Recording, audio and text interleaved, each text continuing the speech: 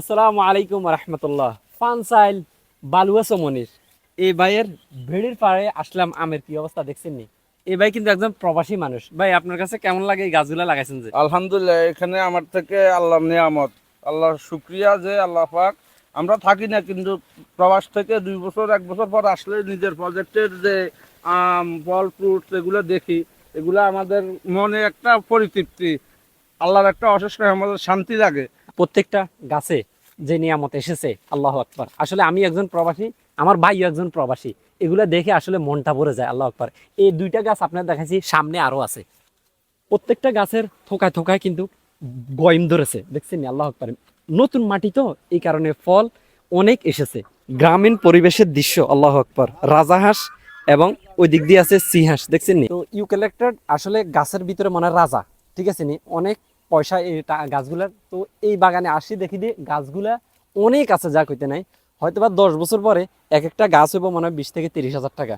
তো আসলে গাছ যখন লাগায়, ঠিক আছে নি, তখন লাগাইতে টেনশন হয়, কিন্তু পরবর্তীতে বড় হইলে আর কোনো টেনশন নেই, শুধু টাকা আর টাকা। এক গাছে এক ফল, দেখছি নি আম, কত সুন্দর তাই না? তো গাছ আলহামদুলিল্লাহ এবার একটা হয়েছে, পরের বছর আরো বৃদ্ধি হবে।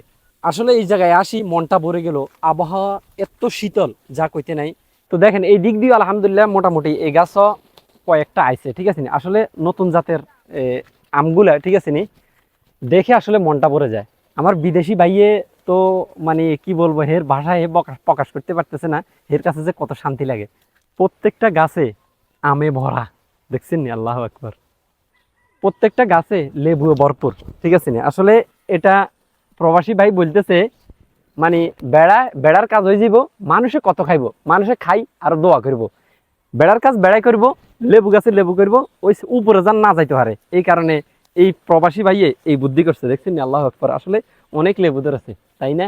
এই গরমে এটাই হচ্ছে 1 নম্বর ওষুধ, গরম কাটার। তো যেহেতু বাগানে আসলাম, লেবু তো খাইতেই হয়, তাই না? সুবহানাল্লাহ, আলহামদুলিল্লাহ। ঢেউয়া বড় হইতেছে, অনেক ধরেছে, অসাধারণ, আল্লাহ আকবার। বাগানে যদি কাঁঠাল গাছ না থাকে, তাহলে বাগানের সৌন্দর্য থাকে না। সিজনি ফল কাঁঠাল, খাইতে তো শান্তি।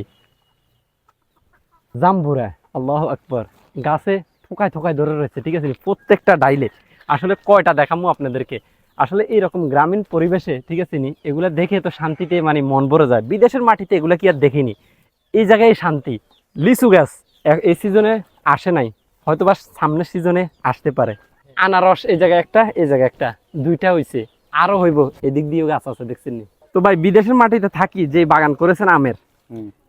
তাহলে শান্তি তো লাগবে, তাই না? আলহামদুলিল্লাহ, আলহামদুলিল্লাহ। যাক, আপনার পুরাটা বাগান ঘুরে আমের অনেক বাম্পার ফলন দেখলাম, আলহামদুলিল্লাহ। এবং লেবুরও অনেক বাম্পার ফলন দেখলেন। ওকে। তো আপনি কোন জায়গায় থাকেন? আমি থাকি কাতার, সামাইয়া 41। শুনছেন নি? কাতার সানাইয়া 41-এ থাকে, আর আমি তো আবুধাবিতে থাকি। দেখছেন নি এই গ্রামীণ পরিবেশের এই দৃশ্যগুলো? যার যার ভালো লাগে অবশ্যই ভালোবাসা দিতে ভুলবেন না। আমরা প্রবাসী, এটা হচ্ছে কথা। আলহামদুলিল্লাহ।